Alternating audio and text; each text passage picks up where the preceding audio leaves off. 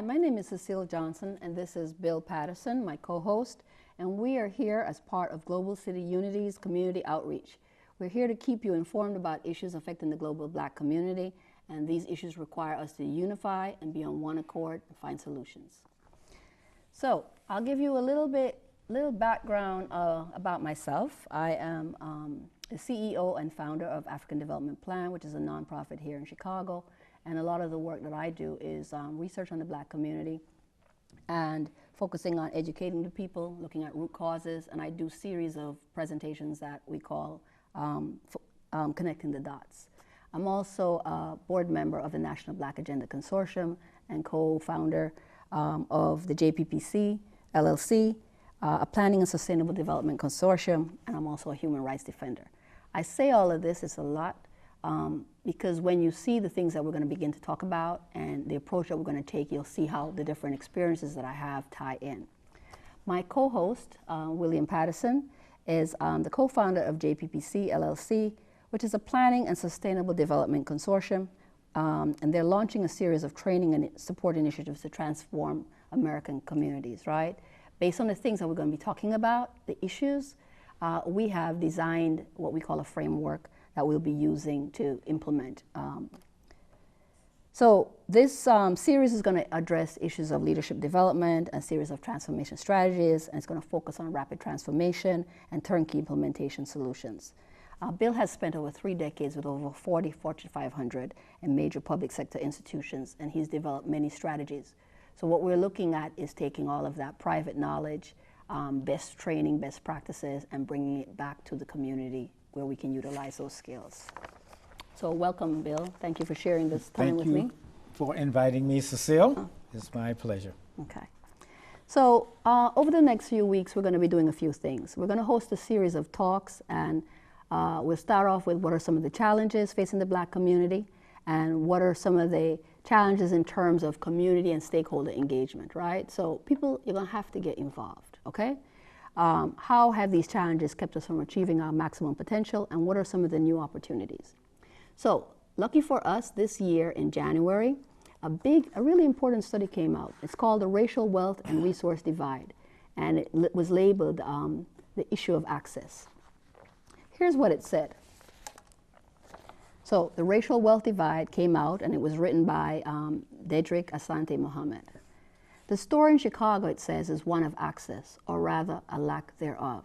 Often recognized as one of the most segregated cities in the United States, today Chicago is the product of decades of policies that have had the effect of isolating communities of color.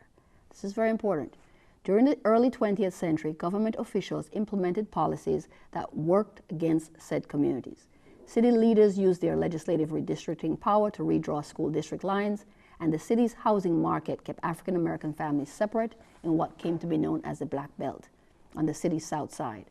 Through the use of such tools as exclusionary zoning laws, racially restrictive covenants, and racial steering, Chicago's political establishment of the time laid the foundation for today's rigid racial boundaries.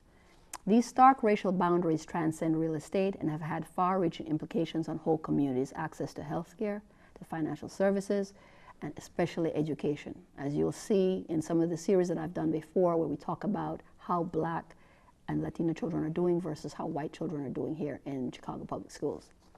In Chicago, these boundaries have led to educational outcomes that are far worse than the nation, and that's very true. While the story of unequal access to service is not dissimilar from those of other cities, the rigidity of Chicago's racial boundaries is what sets the cities apart. Without intentional effort to ensure equitable access to such services as education, housing, healthcare, and banking, the city is at a risk of continuing along the path of racial inequity and segregation. And this is hot off the press, January 2017, right? Now, this is interesting that the issue in Chicago is one of lack of access, because it clearly states that the government had a role in creating this crisis that you see happening to us. So guess what? This is May 2017. Hot off the press again is a book that was put out called The Color of Law, published by Richard Rothstein, right? Just came out this month. And what he has done, he has documented how what you see happening, the segregation in the cities and the major problems that we've been having in the social strife, are explicit government policies at the local, state, and federal level. So in the past, we have come on and we've talked about what we call de facto segregation, where we look at the private practices, right? To scholars, they say, and social critics, racism in our neighborhood has long been viewed as a manifestation of unscrupulous real estate agents, and yes, there has been, unethical mortgage lenders, and yes, there has been, and exclusionary covenants, right, which said that black people couldn't live a certain place.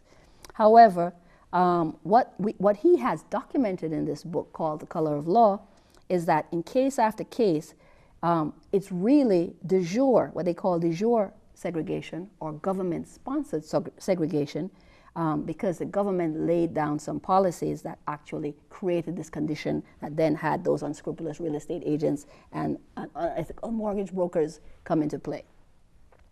So the two most important policies in the mid-20th century that segregated metropolitan areas was one. The first was that the public housing program, which was frequently demolished integrated communities, right?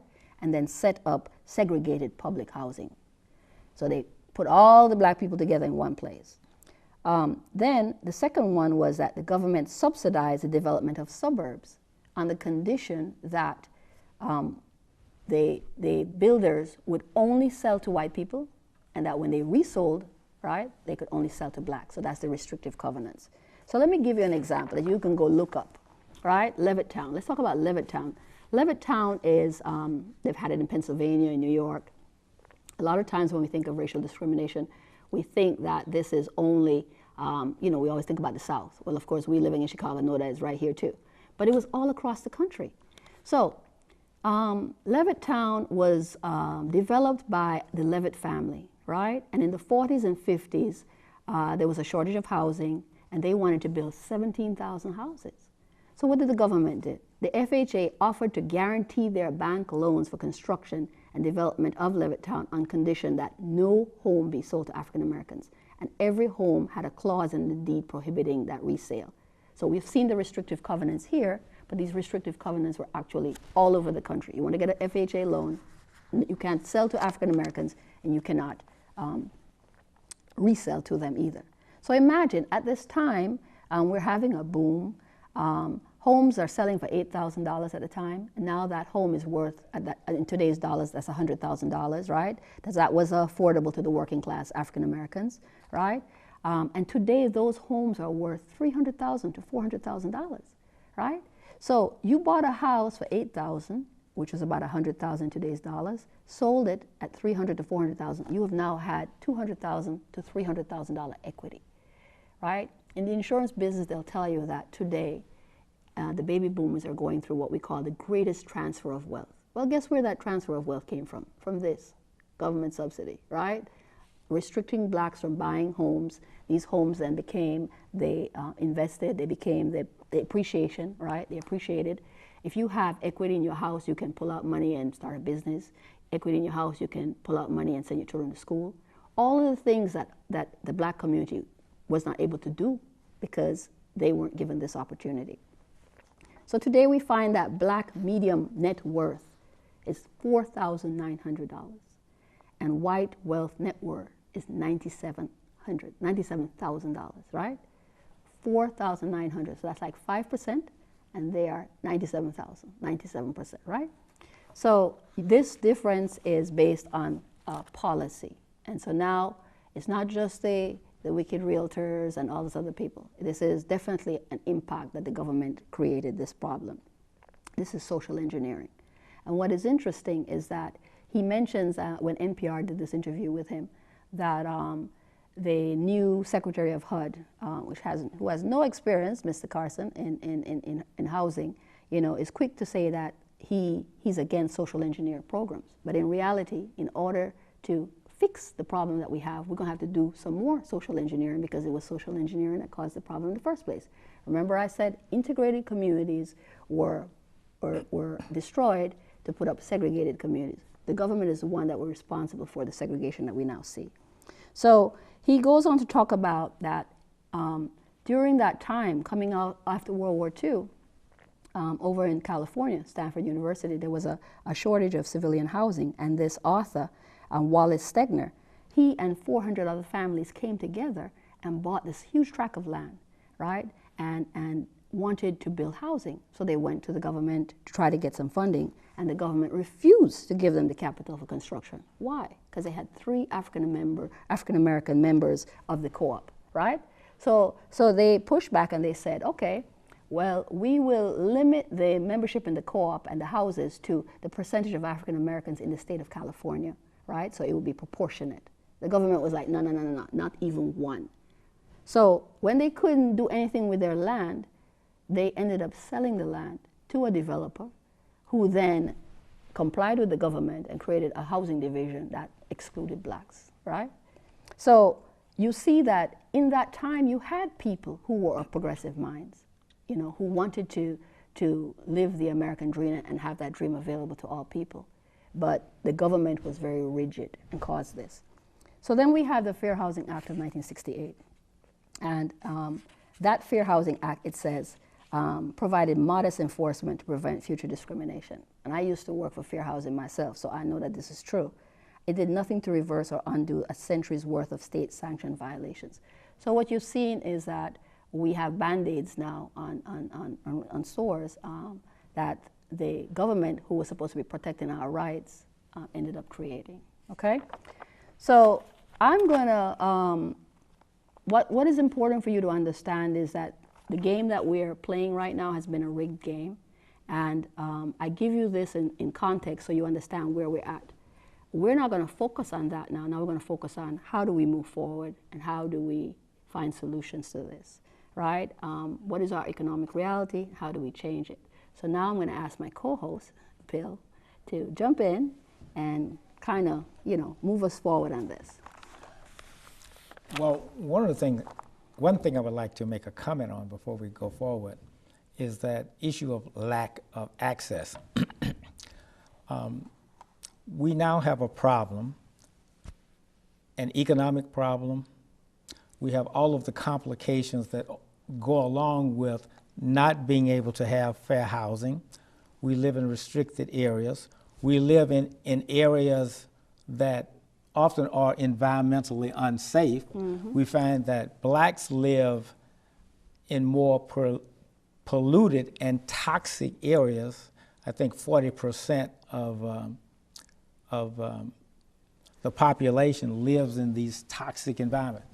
The blacks live in 40% of the toxic areas across the U.S. That's pretty bad. Now, so we talk about lack of access. So what do we do? Mm-hmm. Do we wait for the government who created the problem to come and bail us out? Or do we try option 2, which is that we do those things ourselves that allow us to control our own destiny? I'm for option 2. Yeah, me too. So what has been done and what is being done to help us move from where we are now to where we need to be? Mm-hmm. Well, I know that, Cecile, you've been involved in work with the National Black Agenda. In fact, you're one of the co-authors of the National Black Agenda. And the Black Agenda is one of those visioning tools that help us move from where we are now to where we need to be. The National Black Agenda is something that everyone should read, mm-hmm. Because it addresses 13 areas that are common problems for black communities. In addition to that, in addition to identifying 13 areas like economics and education and public safety and media and many others, veterans, gender bias, it also provides over 250 ideas on things that communities can do mm-hmm. to help transform their condition. The other thing to keep in mind that indeed it is a tool that communities can use for planning. It is a tool that is a starting point for transformation. Once communities connect the dots, mm-hmm. And let me make one other point, which falls a little bit into your bailiwick. All communities are not equal. Each community has its unique set of problems, where education may be a major issue for you, or public safety or crime may be a major issue for you if you live in Chicago, every community does not have the same level or degree of problems that we may have in a community like Chicago. So what do we have to do? Well, what we have to do is to use the Black agenda as a visioning tool, point us in the right direction, and then we have to connect the dots. What do we mean by connect the dots? Mm-hmm. Well, that's what you do. It's the research and the development piece. Mm-hmm. And when we connect those dots, what does that mean? It does not simply mean that we go and identify a problem. We identify the root cause of the problem, and we look back at things like policy, those restrictive policies that created the problem in the first place. Unless we go to the root cause of the problem, and unless we connect those dots, we will never solve the problem. It is only then that we can begin to take our destinies and put it into our own hands. Right. Once we've identified those problems, there's a second piece that we've developed, which is called a rapid transformation process. Why do we create a rapid transformation process? Well, we'll talk a little later about the economic gap, the wealth gap between blacks and whites and other groups. Mm-hmm. And there are also gaps in many other areas, like education. Mm-hmm. There were two reports that I read recently that said if we continue at the same rate that we're going now, it would take us over 200 years to catch up with whites in terms of education and wealth. Mm-hmm. I don't know about you, but I don't have 200 years I don't either. to catch up. So what does that mean? That means that we have to do what we call rapid transformation. We have to move faster. And that just happens to be one of the areas that I did quite a bit of work when I worked with a number of organizations, mostly Fortune 500 companies. But that experience was very good from the standpoint that many of those institutions were very complex, very much like our problems. Mm-hmm. They're very complex. They span education, they span economics, it spans health and wellness, it spans public safety. These are not necessarily simple problems. But when you have some tools, some best practices that can be applied to those, it makes solving those a heck of a lot easier, and they go much faster. I'll give you an example about what can be done with rapid transformation. I was involved in a project with a large public institution here in Chicago. And what we were able to do is to implement a major project that normally took 2 years, and we were able to reduce it to less than a year and cut the cost in half at the same time. Best practices are all over the place. IBM, which is one of the companies that I used to work for, was able to cut their IT budget, which was a $2 billion budget, in half. Mm-hmm. So how does a Fortune 500 company that is sophisticated and has one of the largest market caps in the world do that? They do that through best practices. And those are the kind of tools that we need to bring and must bring to the black community in order to transform. All right. You're hitting the nail right on the head, because we have a number of I guess some of our brighter minds in our community, and the first thing they do is head off to the Fortune 500, right? When in reality, we need some of them to come back to community and bring that brain power, right? So over the next few weeks, we're going to be talking about that. We're going to be talking about how do we fix these fixable problems. They are fixable, right? We're going to talk about the crisis in leadership. We're going to talk about how some of the understandings of the problems and the solutions are not clear. They're always very vague. When it comes to us, nobody wants to be holistic in the way they resolve our issues, right? And we have to be, because other communities, that's how they deal with them. We have a drug crisis now happening in the white community. And look, every day it's something the Congress is talking about, and they want to do something. But when we had a drug crisis that the government helped to create in our community, all we could find was a solution was to lock the people up, right? So we will be talking about solutions, we'll be talking about strategies, and we want people to become more versed in connecting those dots. So I'm going to look forward to, being with you and talking and sharing those ideas and showing community. A lot of times I'm out with young people and I say to them, I always ask them, what is it you plan to do? And when they tell me what they plan to do, I always say to them, but you're bringing it back to community, right?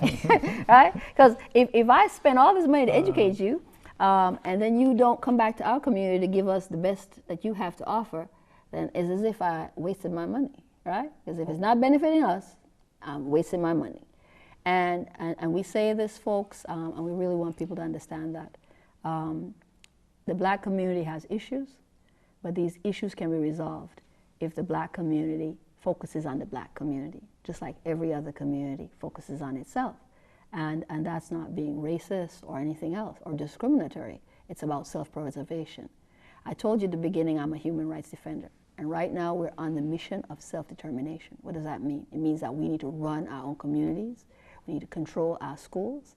We need to own the banks in our area. Everything that has to do with us, we need to own the businesses so the dollar doesn't spend 6 hours in our community and 30 days in Chinatown. Why? Because the Asian community understands that having businesses that they own means that they can employ their own people, right? And so therefore they won't have to be out getting social services or anything else because they have the money. The Jewish community the dollar spends 20 days there. And in the overall white community, the dollar spends 17 days. So 6 hours in the black community and all that other time with everybody else. So we have to focus on what are going to be the solutions to bring that money home, create the jobs. These are fixable solutions, right? This is fixable. In the 60s and 70s, we had all these corridors that were black businesses. So we kind of like integrated into nothingness. That's how a lot of people look at it now. And what did we learn from the last 50 years? We learned that you can't expect the government, who created some of your problems, to solve your problems, right? Hence the problem we're in right now. And that if we're going to solve this problem, we will have to solve the problem, us, members of our community, because we're quite capable. We need to be empowered. So part of what we'll be doing is empowering you to realize that, yes, we have the capacity. We need children trained in different things as they grow up, right? So we'll be talking about education in the future, et cetera. And we need leadership. And leadership starts with I, because if I need to know how to run my house, then I can be a member in my community that's productive. So we talk about community leadership development. And then we can talk about political leadership development, because I'm telling you, some of these people who are representing us, waste of time, right? So we're going to talk about that too. So as you can see, Bill Patterson is going to be part of all of this, and we look forward to what we'll be able to do. Again, my name is Cecile Johnson, and I'm CEO of African Development Plan. This is my co-host, Bill Patterson, and we want to thank Global City Unity's Community Outreach for giving us this opportunity to speak on the global black community, on issues affecting our community, and the solutions that we can do. Thank you.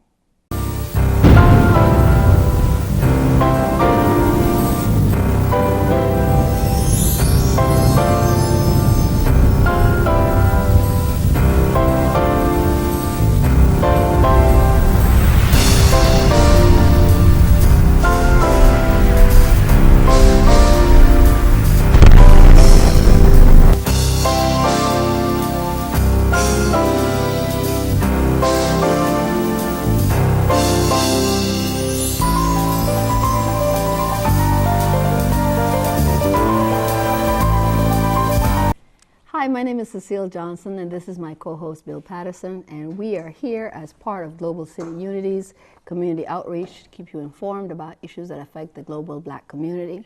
I'm hoping that you will unify and come together, and together we can find solutions. A little bit about myself. I am the CEO and founder of African Development Plan, a nonprofit here in Chicago, and a lot of the work that I do is research related. I do stuff on the black community globally and black America, and I look at root causes of problems, I sew them together, and I call it connecting the dots. I connect the dots, I tie all the pieces together. I'm also proud to be a member of the board of the National Black Agenda Consortium and a co-author of the Black Agenda 2017, which we would encourage you to read. And I'm also a human rights defender. I say this, I have all these little titles, but it's really just trying to tie in my experience, right? To show you why the things that I do tie into what my core values are. And part of the things that we're doing is about self-determination for us as Black people, not only here in the United States, but globally. And why some of the shows that I've done are about educating, informing, connecting the dots, and as well as leaving you hopeful, because we try to give you solutions. Today, I want to thank my guest, my co-host, William Patterson, for joining us, because Bill is a co-founder of the JPPC LLC, a Planning and Sustainable Development Consortium, and they've been doing a series of training and support initiatives to transform American communities.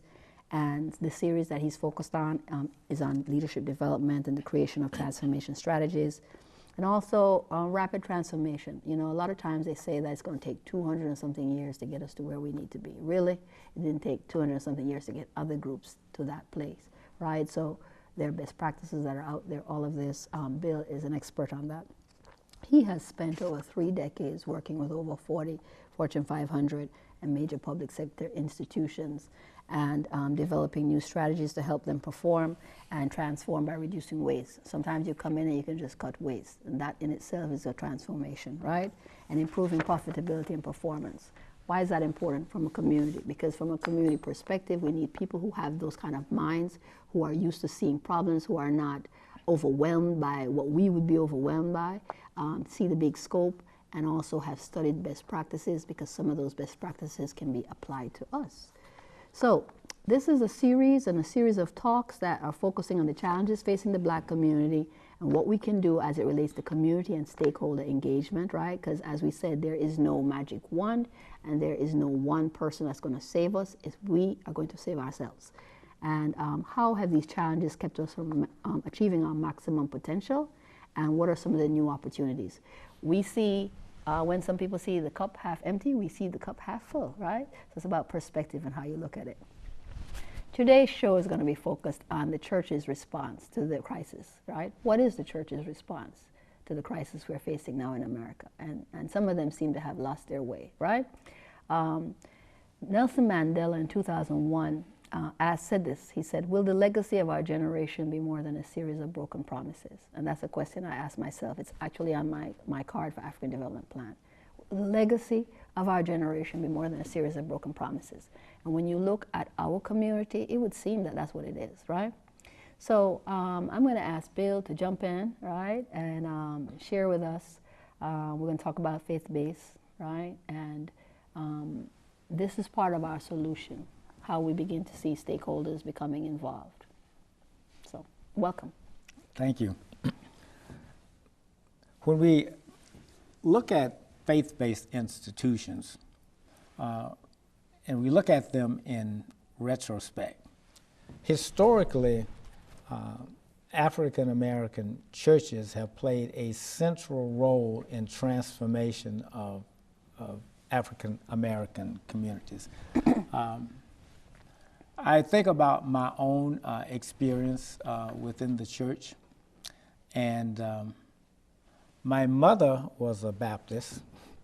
My father's family was AME, so I basically had experiences in 2 religions. My uncle was a presiding elder in the AME church. And one of the things that I recall from my childhood is that we learned a lot of things. They taught basic skills.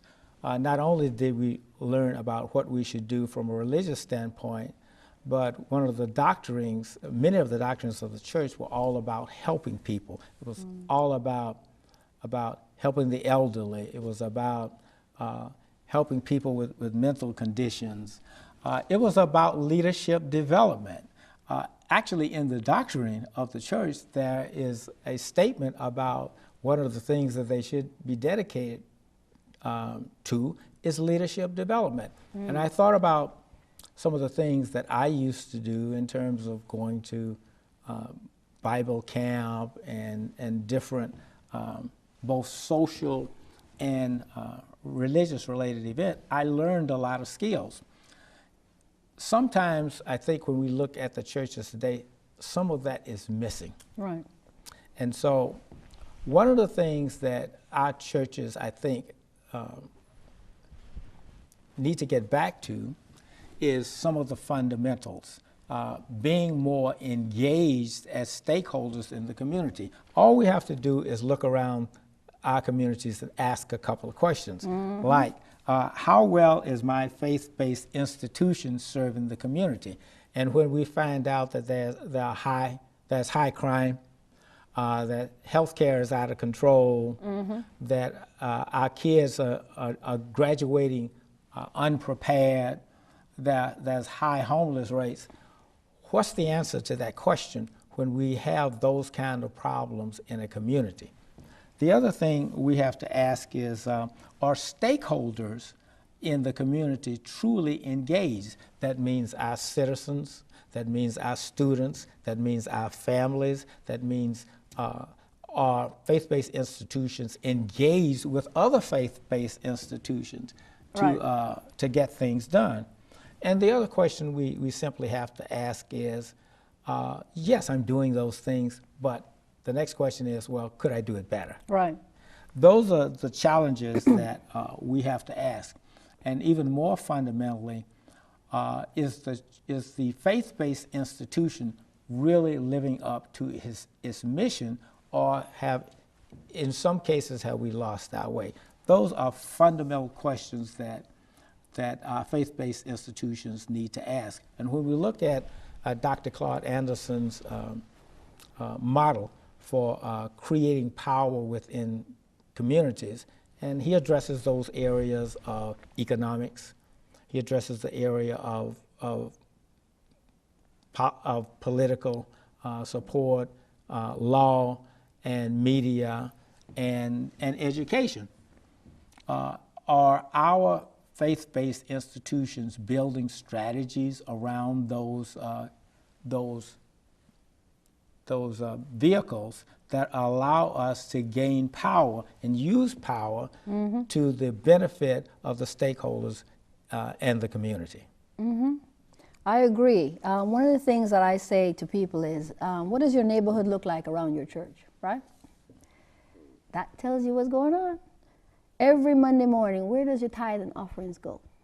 Does it go to the black bank, right? Or does it go to another bank? And when we ask the question, can you get a loan from that bank? Can you form a business? Can you buy a house? So all your money is tied up in the bank that they give to other people, but it doesn't come back to us, right? So from an economic perspective, our churches should be doing a little bit more leverage with these people. You got 10,000 members, and your members can't get a loan from the bank, right? But that's where our tithes and offering went to.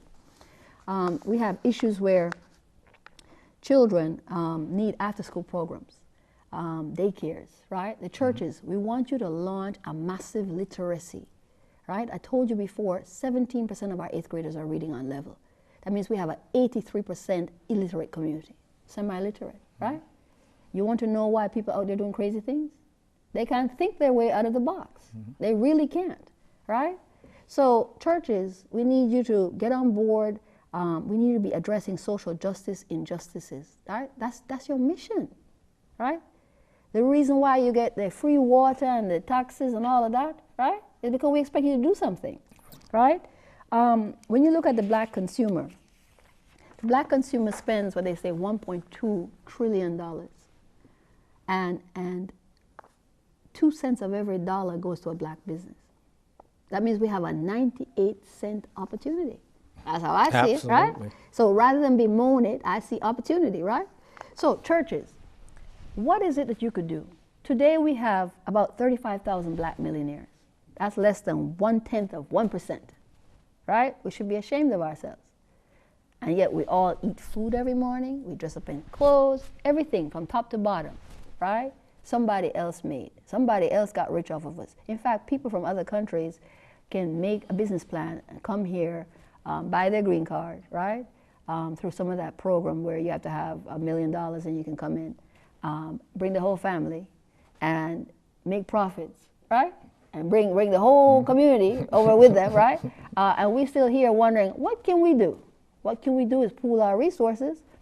There was a lady who came, Jessica Nussbaum, and she had done a workshop on cooperative economics.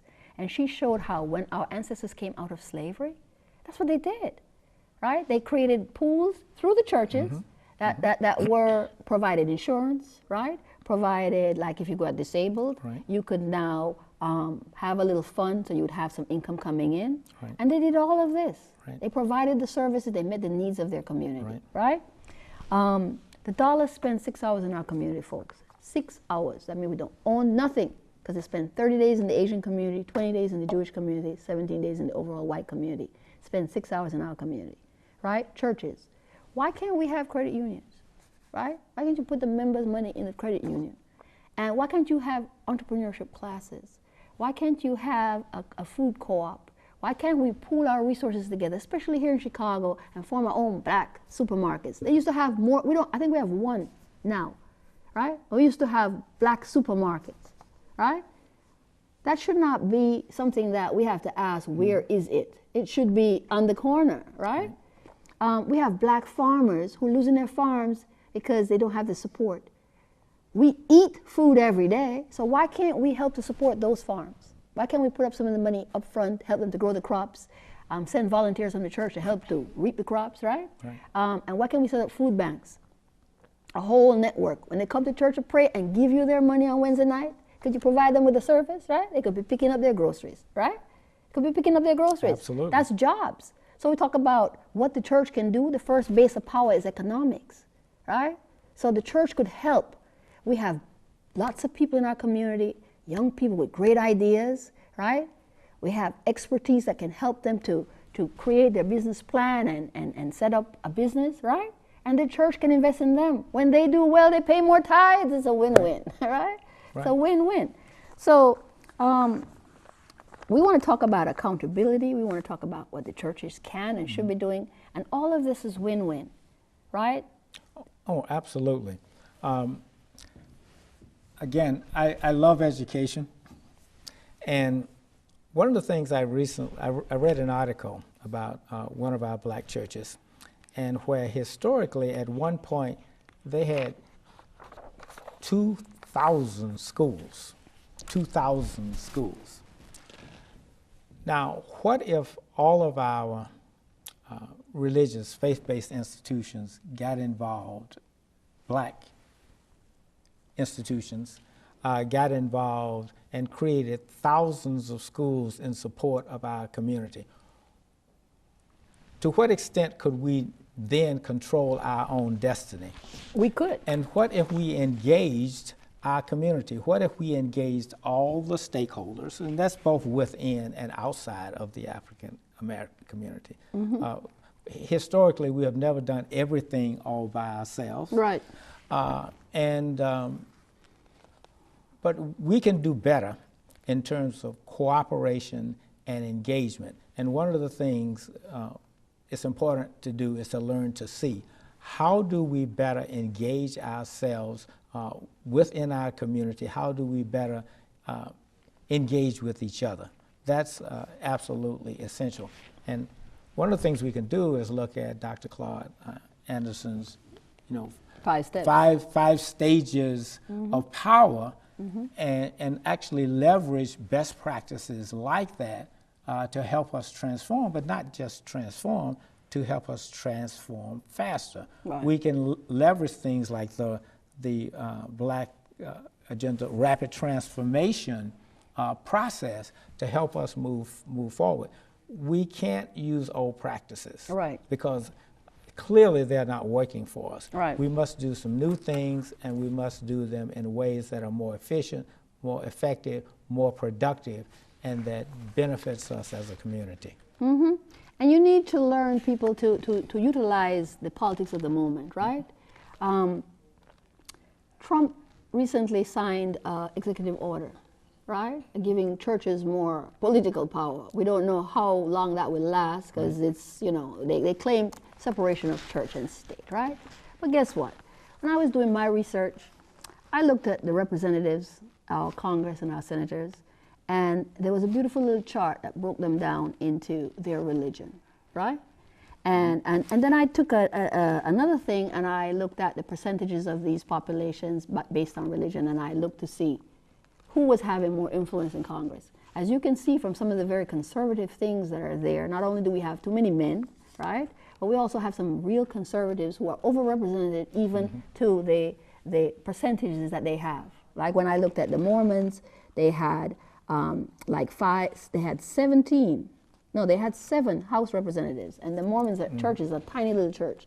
But then you begin to understand, right? Roman Catholics make up 143 of the House of Representatives. They're the largest group, right?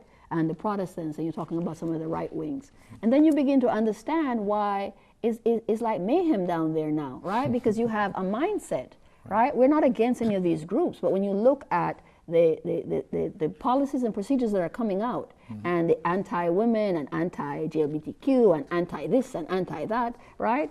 Some of it is very religious but very conservative agendas, which the majority of Americans are not, right? So churches, this is an important thing, right?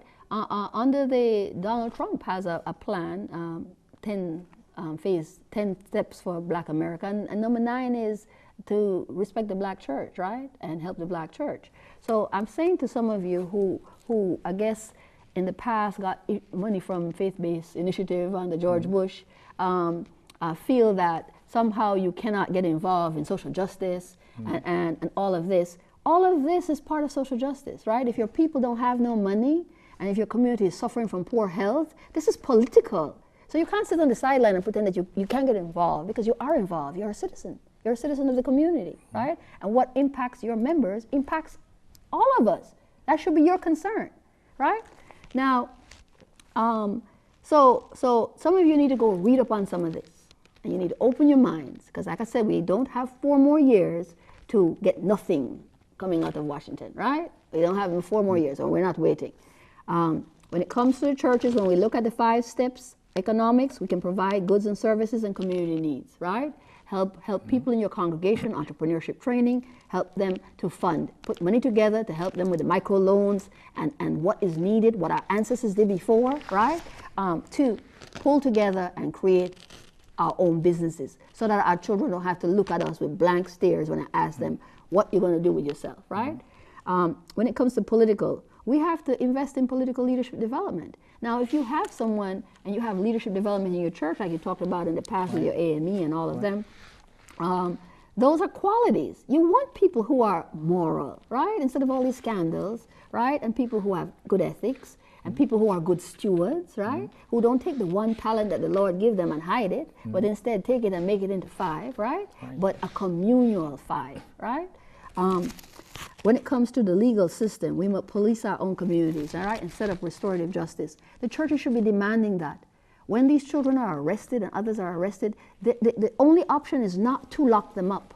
At every step of the path under human rights, they could be released, and they could be released to the community, right? Where are your programs? We got Catholic Charities, Lutheran Services, Jewish Families and Children, Trans-Salvation Army. All these people doing business in our community. Where is the Black services? Where's the Black services, right? So you can't say that you can't do that, because I just named the big church organizations that are doing it, right? Oh, absolutely. So where's the Black social services, right? Could you get it together, folks, right? The media. Now, guys, Bronzeville, the Harold Washington Cultural Center, right?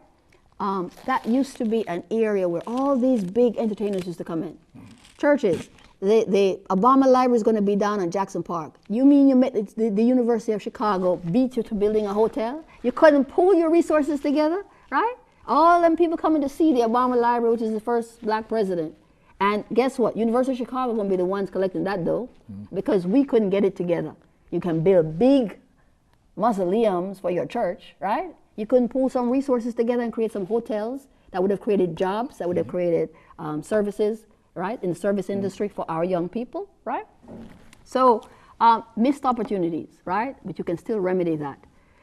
Every year, lots of Black organizations come to Chicago, and they all stay up on the north side. They don't even come down to the south side to see us. Why? Because we haven't pooled our resources together.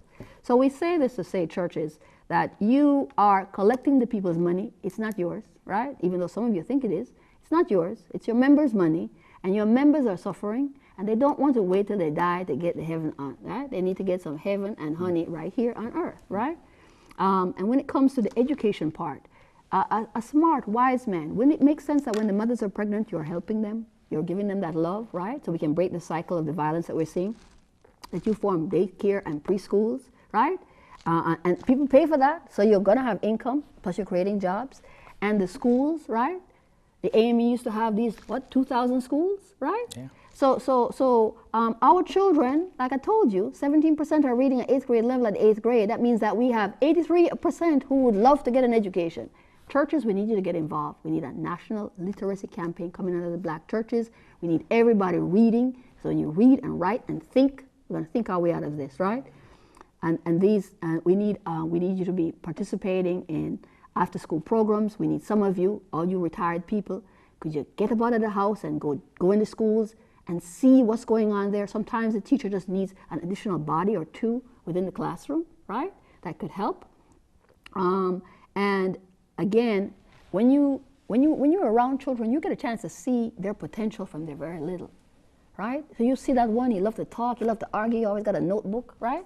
That's your future lawyer. Could you invest in him, right? You see this one, she liked to care for you every time somebody happened. She put her hand on her forehead and she's taking care of you. Could you invest in her? We need nurses, we need doctors, we need healthcare professionals. We are the sickest people in the country, right? And a lot of times the studies have shown that when we go for care, we are kept waiting longer, right? And in many cases are misdiagnosed and they're reducing our numbers legitimately, right, through this misdiagnosis. So I say to you, on every level, there's an opportunity. Our children should not be coming out of school and wondering what to do. We have too many needs, and we can meet those needs, and we can be fulfilled in meeting those needs, right? And so now we spend $130,000 K to 12 to give them an education, and we spend $78,000 each year locking them up, right? So just give me 2 years of lockup, right, to cover that whole for 13 years, right? Right. 2 years, right? So this is cost effective. So as a taxpayer, could you stop wasting my money, right? Oh, absolutely. And we have to get serious about leadership development. Again, our own personal leadership development within our community organizations, leadership development all up and down the line. And again, I have to reiterate, every problem has associated with it, if it's a big problem, usually a massive opportunity. Where there is waste, there's always the opportunity to do something about it and transform it into something positive. Great. I want to thank my co-host, William Patterson, and for being with us this week. And again, my name is Cecile Johnson. I'm CEO of African Development Plan. And I want to thank Global City Unity for the community outreach that they're doing and having us on this program where we get a chance to talk to the community about not only the challenges, but the solutions, as you've seen, right? We're solutions-oriented people. Please reach out to us.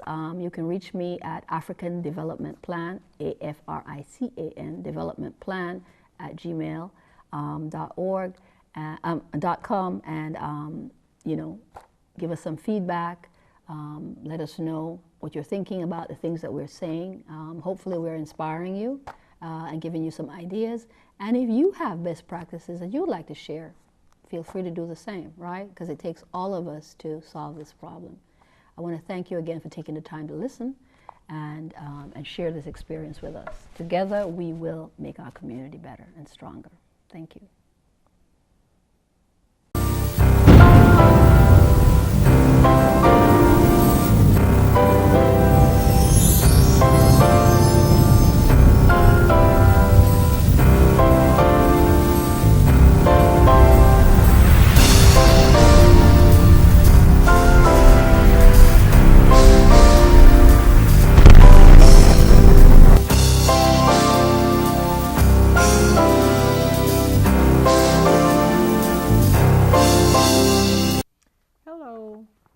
is Charlene Yomo, and I'm pleased to be here on behalf of Global City Unity. And the purpose of this session is getting Chicago united. And if you pay attention to the propaganda that's being put out in the atmosphere every day, all day long, we are divided, people are hating each other. But you know, I spent some time driving for Uber, and I have discovered in driving for Uber that this city is much more united than we even know. Uber has something called pooling, where people just get together, they don't know each other, and they share a ride. Sometimes that's blacks with whites, with Orientals, with Russians, with people from Poland, and they have wonderful conversations with each other. So we are being victimized by propaganda, the propaganda that desires to keep people separated from one another. And I want to spend some time talking about this because as a people, we people of color in the United States, we are really victimized by propaganda. You hear about the gap all the time between the high-achieving European people and the low-achieving black people. Well, knowledge came from Africa. The only universities that there were in the world at one time were in Timbuktu. That's where and just outside of Egypt, that's where the Greeks went to study. And when the subject is brought up about low achieving people, the pyramids, the Sphinx, all that stuff required a knowledge of geometry, algebra, astronomy, astrology. All that stuff was completed between 5 and 7,000 BC. This is 2016 for the era of people that we're living with now, the people who have the power.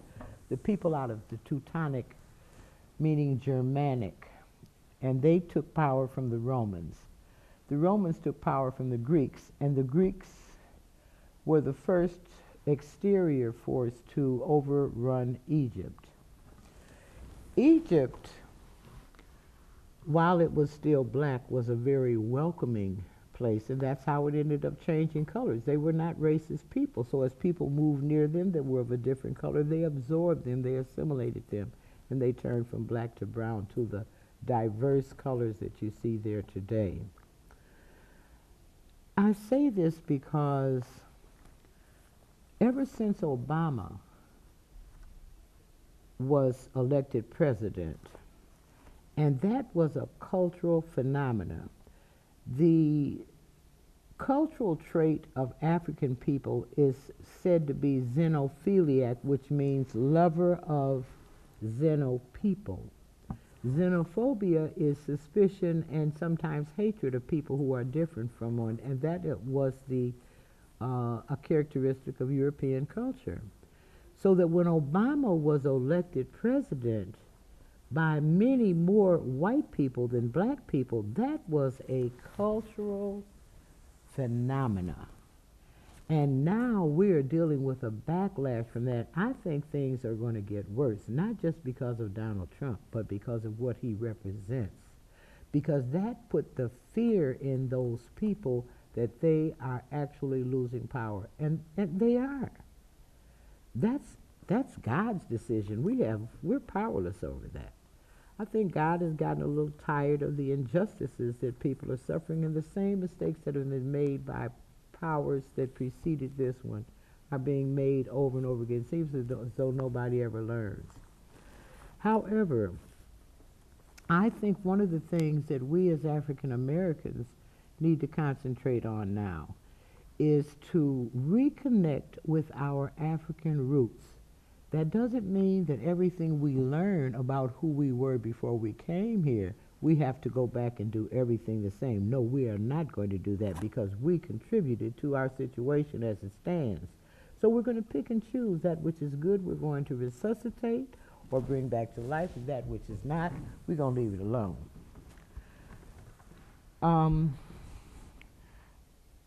It's so important. I want to talk about, if we're going to talk about an African country, let's talk about the Congo for a moment. The Congo is maybe 2 or 3 times the size of the United States. And the original Congo kingdom was even greater than that. It was Angola, Congo Kinshasa, Congo Brazzaville, and part of Zambia. And I believe that Congo was part of the original Ethiopia. The Congo was only colonized for 85 years. West Africa, 400 years. East Africa, 2,000 years. And after 85 years, those Congo people created somebody just like Malcolm, and they kicked the colonial powers out.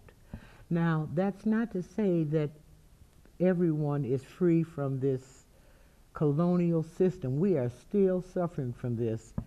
But there are a lot of people in the world, regardless of their color, who want to be one with other people. They do not want to be against people who are different. They want to be one. We've got to work with the positive forces, and we've got to start at home with our youth. These young people who are out here killing each other. Why are they doing that? They're doing that because they don't see any value in black life. And they're victims of propaganda. We're being told that we're living on the bottom. We didn't contribute anything. This country would be on its knees if it hadn't been for all the things that people out of Africa contributed to this country. It's just now coming out about the woman who helped the space program by assuring them that they could fly, okay? And now, just in the last couple of days, Oprah's doing this new movie about this woman who they took her cells and harvested them and have created all these medicines from her, let alone all the inventions that were done and created during the slave era and after that we were never allowed to claim, get paid for. We've got to free ourselves from this mentality. We've got to stop for a moment and figure out how do free people do things as opposed to how slaves do things, because a lot of what is bothering us and is keeping us back today are characteristics that we picked up during slavery. Another thing that I want to just bring up just at the moment, we need God in our lives. God is. Now, maybe you don't believe in God. Maybe you never felt God's presence. Well, I have. So you can think what you want to think, but I know God is.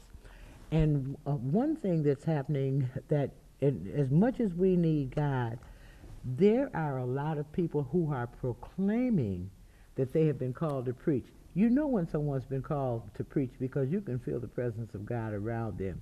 To some people, this is just a way for them to make some money. And people, these false prophets, are chasing a lot of people away from God. That is the result of being a false prophet. So we've got to do some work. Fortunately, I was here watching an earlier segment when a preacher was actually talking about ministers who've been called, and I just happened to make that statement, and he was very pleased about that. We need God, and we've got to determine how do we know when we are in the presence of godly people.